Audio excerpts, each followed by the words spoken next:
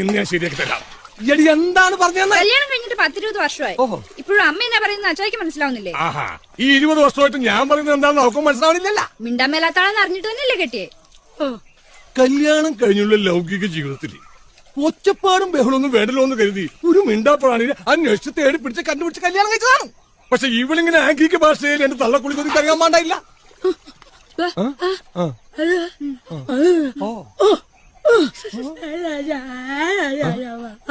ഇപ്പെന്താ പറഞ്ഞേ? അതുകൊണ്ടൊന്നുമല്ല അമ്മ കെട്ടിയത്. പോലീസുകാർ ഇടിച്ചു പിഴിഞ്ഞു പുഴുങ്ങിയെടുത്തയാളെ വേറെ ആര് കെട്ടാനാന്ന്?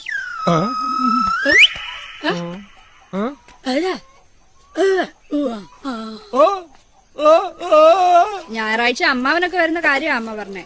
അവര് വന്നിട്ട് പോട്ടെ ചായി.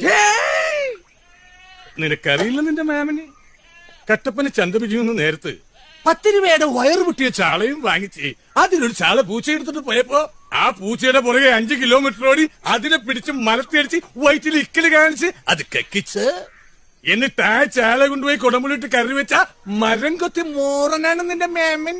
അഥവാ എന്റെ നാറി അള്ളിയ.